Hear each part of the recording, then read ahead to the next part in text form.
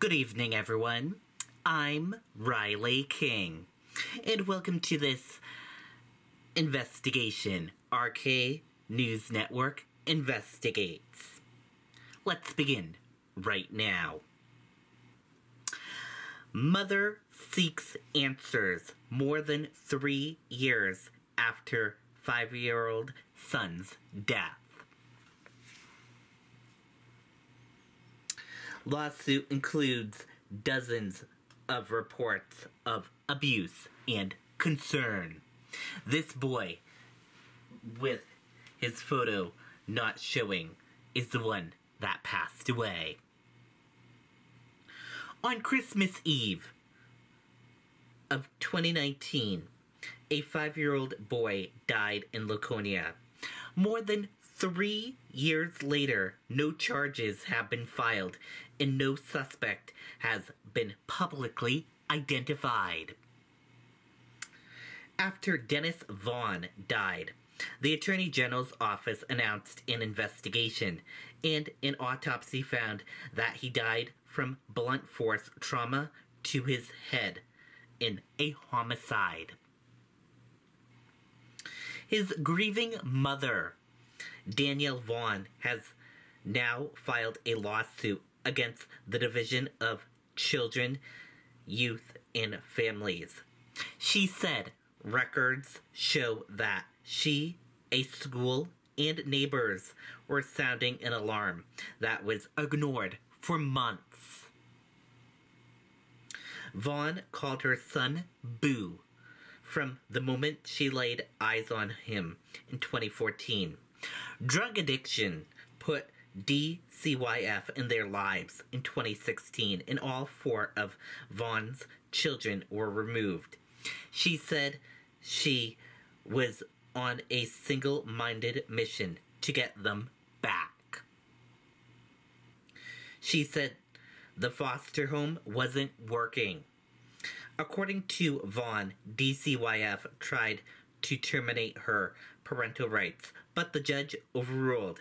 Instead, with Vaughn's consent, the court granted guardianship of the 4 children to her mother, Sherry Connor, in Laconia.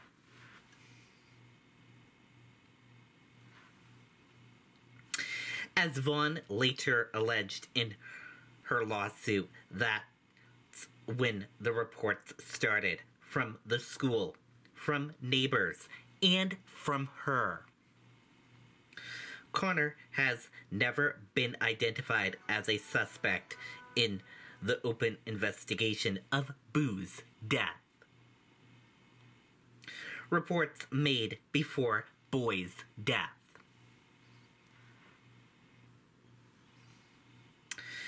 Nurses and teachers are often the first to report suspected abuse and neglect to DCYF. Vaughn and her lawyer shared confidential school records with News 9 Investigates about Boo, detailing allegations consistent with her lawsuit against the state. 9 reports were made to DCYF from September to December of 2019. Vomiting, scabs on his head, and bruises on his head, neck, and arms.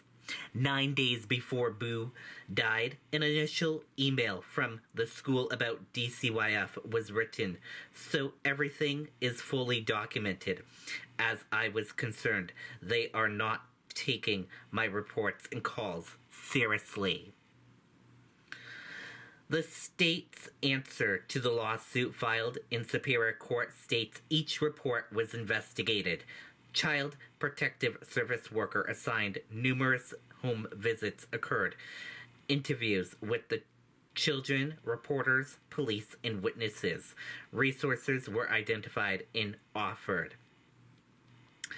The calls to police were stacking up as well, according to the lawsuit. Neighbors reported screaming children. A DCYF caseworker asked for backup before she went to the home. Many calls from Vaughn were made, pleading for a welfare check. And then, on Christmas Eve of 2019, a 911 call was made about an unresponsive child on Blueberry Lane in Laconia. Vaughn said she remembered getting the news when a Laconia detective showed up at her job that night. Lawsuit seeks answers. Boo's death certificate lists the manner of death as a homicide. The cause of death was blunt force trauma to the head and neck. The plea of injury was the boy's home on Blueberry Lane. No arrests have been made, and Vaughn said there has been no information from the Attorney General's office other than that it's an open, ongoing investigation. In the lawsuit, the state denies that it or its employees failed to properly investigate. Boo was killed within days of the alleged killing of Harmony Montgomery, a 5-year-old Manchester girl whose case attracted national attention when police said she hadn't been seen in 2 years. Vaughn said no officials are speaking up for her son the way they did for Harmony. She has posted signs all over Laconia in an effort to hold someone accountable for the boy's death. Governor Chris Sununu was asked about the 3-year-old murder case and recent lawsuit on March 8th during a press conference. Vaughn said she's leveraging the system before the law says it's too late, suing DCYF for damages she filed in December, days before the statute of limitations ran out. In a 75-page, the lawsuit details her heartache and frustration along with 27 reports to DCYF starting in 2017. Most were from professional reporters, teachers, nurses, and police.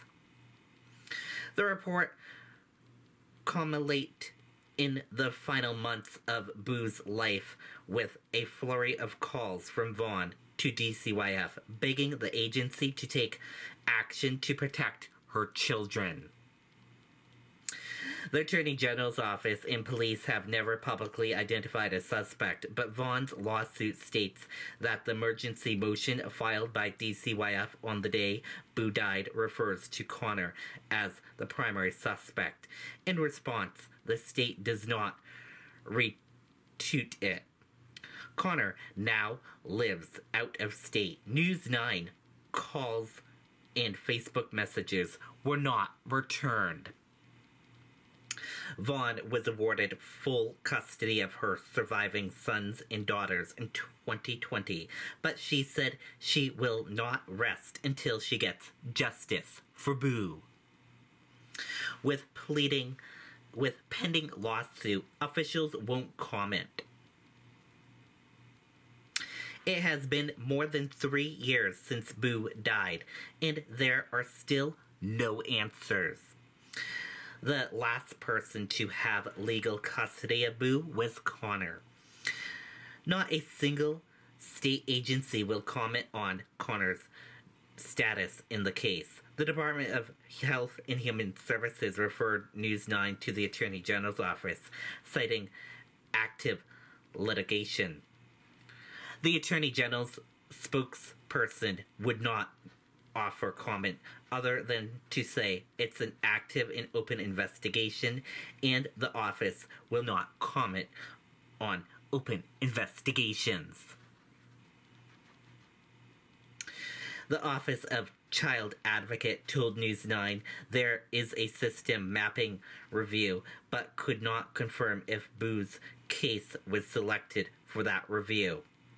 In a follow-up with Governor's office asking whether more charges are needed at DCYF in the wake of another child homicide in New Hampshire, the office said the governor couldn't comment further.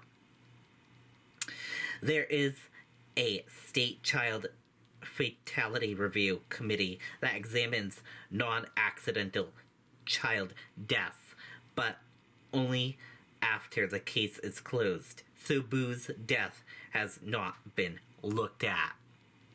And that does it for this edition in this special report of RK News Network Investigates. Thank you for watching. We will have a part 2 tomorrow.